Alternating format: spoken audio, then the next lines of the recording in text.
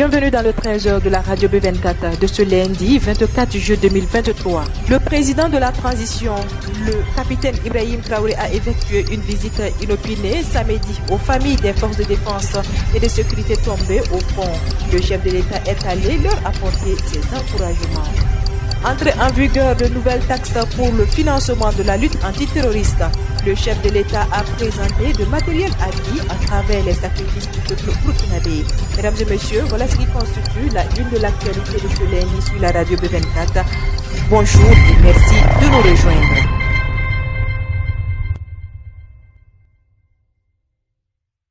Ouvrons ce journal par la visite du chef de l'État. Le président de la transition, chef de l'État, le capitaine Ibrahim Traoré, a rendu une visite inopinée le samedi 22 juillet 2023 dans la matinée à des familles des éléments des forces de défense et de sécurité tombés sur le champ d'honneur pour la patrie. S'enquérir des conditions de vie des veuves et des orphelins, réconforter et encourager les familles des soldats tombés au front, c'est ce qui a conduit le chef de l'État, le capitaine Ibrahim Traoré, au domicile du gendarme Siambou Ouattara, du policier Philippe Koulibaly et du militaire Théophile Taouyende. Ils ont payé le sacrifice suprême pour la défense de la patrie. Pour lui, cette visite témoigne leur encouragement à ces différentes familles visitées. Pour ces familles, cette visite du chef de l'État est un motif de soulagement. Restons toujours avec le président de la transition, chef de l'État, le capitaine Ibrahim Traoré, qui allait le samedi 22 juillet 2023 visiter et encourager les unités combattantes en formation.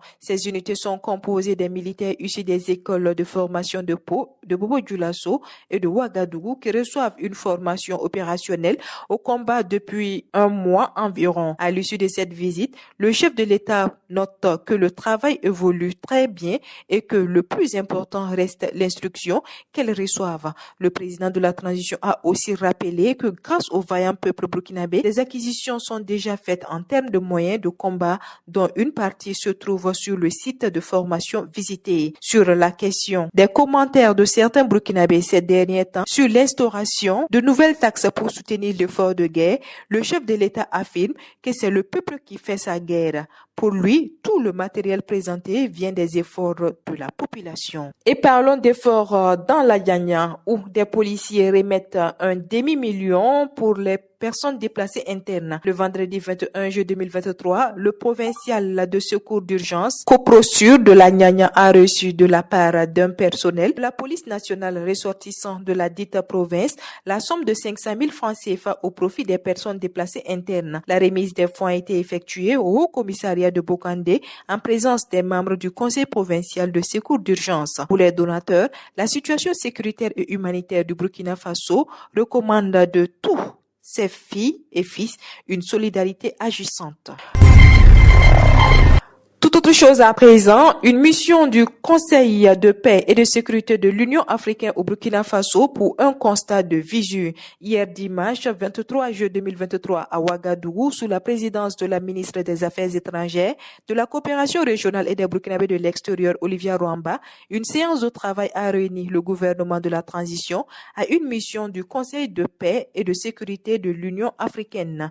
Selon la ministre des Affaires étrangères, de la coopération régionale et des Burkinabés de l'extérieur, la mission du Conseil de paix et de sécurité de l'Union africaine au Burkina Faso vise à évaluer la situation au Burkina Faso sous tous ses aspects sécuritaires, humanitaires et de développement et au-delà, voir avec le pays des solutions idoines pour une sortie de crise conséquente.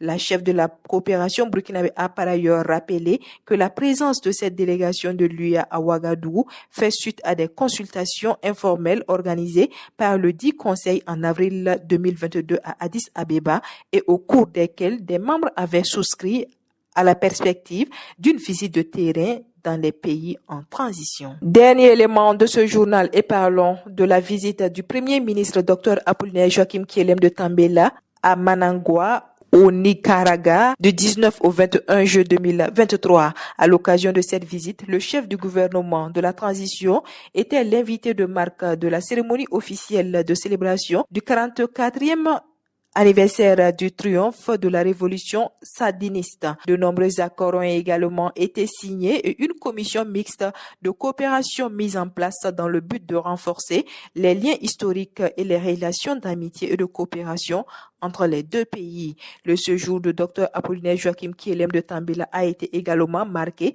par un entretien avec le président de l'Assemblée nationale de Nicaragua, ainsi qu'une réunion au ministère des Affaires étrangères au cours de laquelle plusieurs accords ont été signés. Ces accords portent sur les secteurs de l'économie et des finances, le commerce, l'industrie, l'agriculture et l'élevage. C'est tout pour l'actualité de ce lundi sur la radio B24. Merci à vous qui nous avez suivis. L'actualité continue sur www.radio24.net et sur www.burkina24.com.